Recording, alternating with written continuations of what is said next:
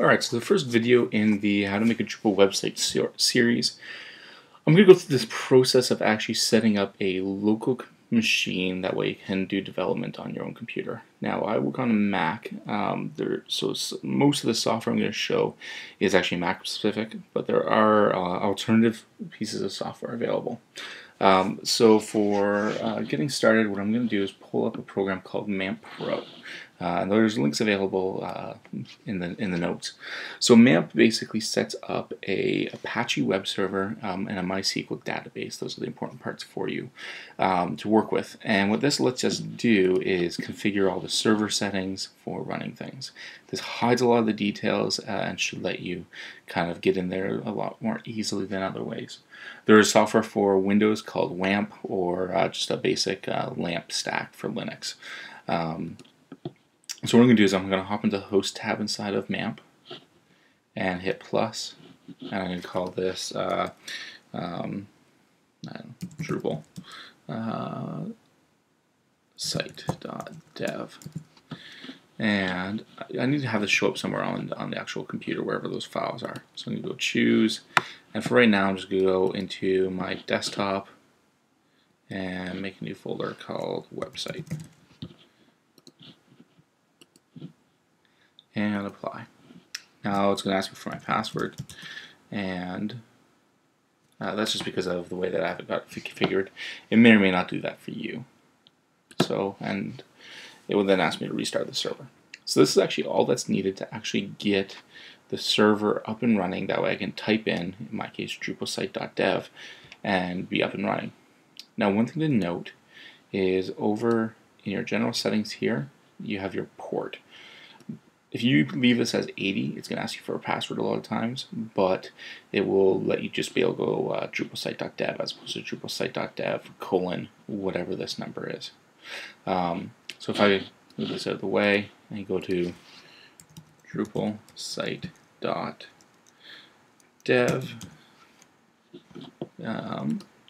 Chrome is going to try and be smarter than me and do a search for it, but we'll just let it continue, so we'll go here. So you might have to put an http:// Drupal site.dev. So the site's up and running, so this is good. Now what we will need to do, open another tab, is go over here to Drupal.org, click download and extend, and then click on download Drupal 7.22. That's what's currently the latest version. And we will download. Now, in some further episodes, I'm going to show you a tool called Drush, which is basically a tool for making a lot of this stuff really, really easy to work with. Alright, so on my desktop, I have my website folder here. I'm going to open it, and we can see that this is actually those files there. If I were to delete this GIF that it puts in by default, it's going to give us a broken link. So this is actually where everything is. And what I'm going to do now is I'm actually just going to delete that folder. I'm going to go into my downloads and expand Drupal here and bring this over to my desktop. So by deleting that folder, I can basically just rename this whole folder to website, and everything connects up back together properly. If I refresh this page, it's now going to ask me to install Drupal. So I'm going to actually open up that folder and just kind of show you what's inside. So this here is actually all the source code for Drupal. You have all the different config files and whatnot. So this here is all good to go. So what I'm going to do is I'm going to say, yes, let's just do a standard installation. And I'm going to use English. And I am going to be using MySQL. Now, I actually don't have a database set up. So that's actually what this tab here is going to be for. If I go to localhost/phpMyAdmin, this here will let me set up a new database rather. In fact, if I go over here to MySQL inside of MAMP Pro, I can actually go launch phpMyAdmin, and this here will also get me into the same place. So if you want a easier way to remember, that also works. So So what I'm going to do is I'm going to go into the databases here, and I want to create a new database, and I'm going to call this Drupal site.dev. This really can be whatever you want.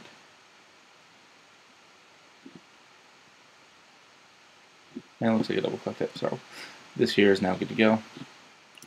So I'm going to say what the database name is. That's Drupal site.dev. And in here, you're going to want to put in the username and password. Now, by default, this is going to be root and very securely root. On an actual real server, this should actually be set up differently just for security purposes, of course. I don't really need to do anything in the advanced options, so I can just go save and continue.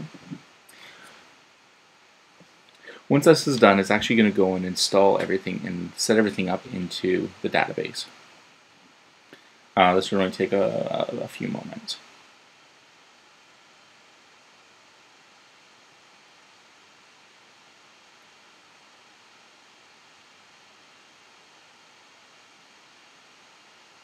Okay.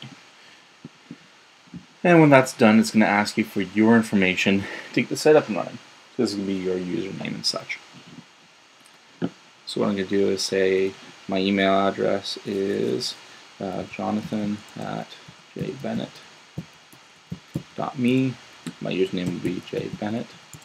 And my password is going to be admin, which is super secure. I'm going to say Canada, and my time zone is America, Toronto. Now this is actually a really great feature. This is the update notifications. What this does is it will actually send you an email if your website is able to detect that there's new versions of anything, any of your modules. So I'm going to go save and continue because I do want that.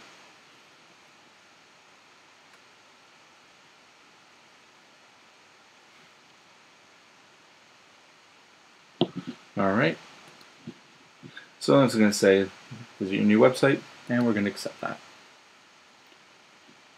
And here we go. So this here is a new website.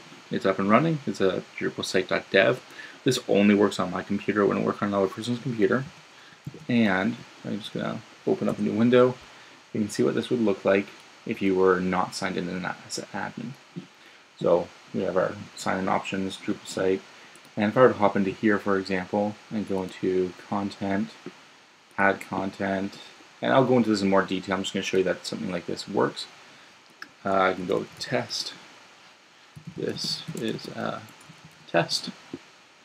And I'm going to put a menu link. That all looks good, so I'm just going to save that. We can now have this test page.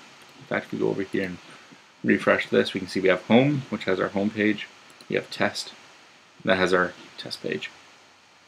So we can see that everything's up and running, everything looks like it's working properly, so we're good to continue from here.